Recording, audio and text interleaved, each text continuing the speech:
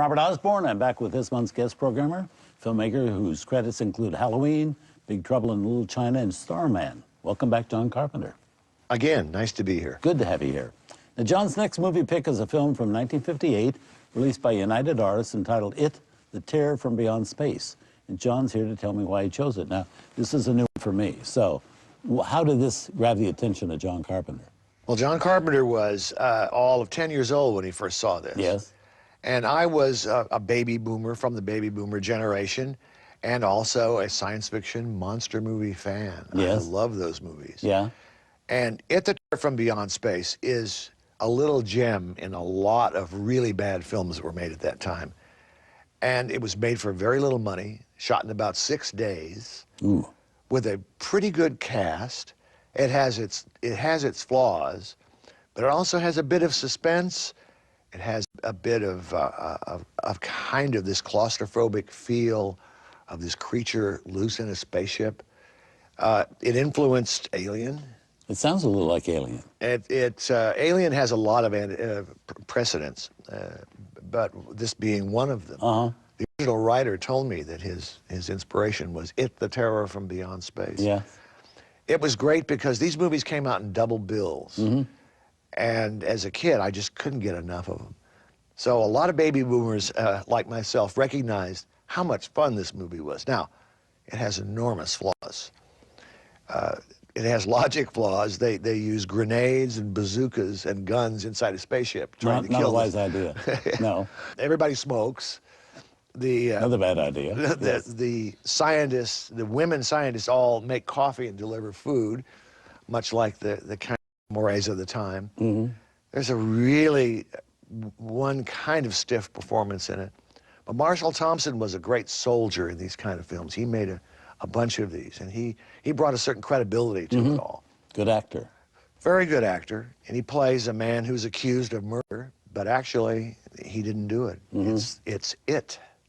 Anne Duran, I notice, is in the cast list. Terrifically dependable character actress. Absolutely, Yeah, and Dabs good Greer people. is in it. Dabs It's Greer. just, the cast is really excellent. And for little means, by that I mean very low budget, Edward L. Cahn did a really pretty good job of directing this movie. Well, they did a lot of work, I guess, in 6 days, right? That's not easy. That's pretty incredible. Yes. He started with our gang comedies, and he's done all sorts of work, and ended up doing a lot of science fiction and horror in the 50s.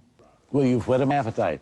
Let's have a look here. From 1958, directed by Edward L. Cahn and starring Marshall Thompson. Selected by this month's guest programmer, John Carpenter. Here is It, the Terror from Beyond Space.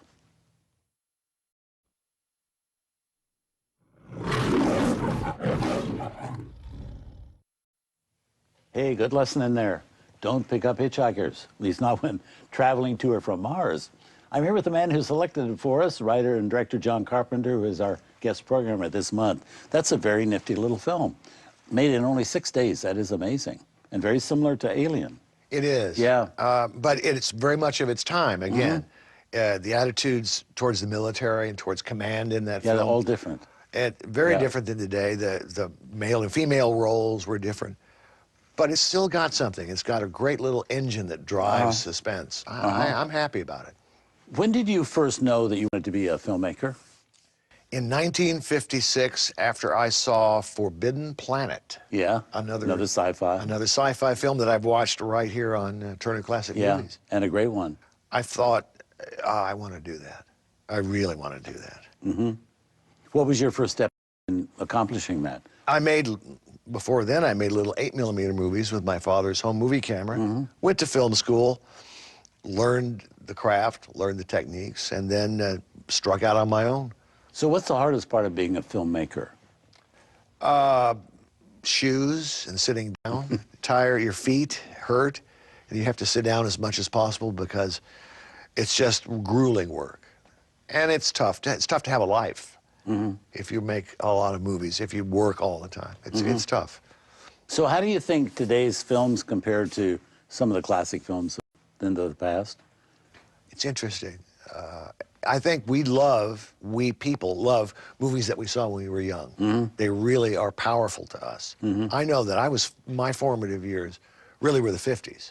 However, having said that, I've seen movies today that are just brilliant, brilliantly done with new techniques. There's some really great directors coming along.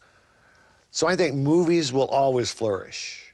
Movies will always grow. They are always a product of their time. But they'll always be with us. They're the greatest. Yeah. And don't go away and don't look behind you either. We have another Fright film coming up, selected by John Carpenter as this month's guest programmer. This one's a classic story by Mary Shelley, as told by the folks at England's Hammer Studios back in 1957.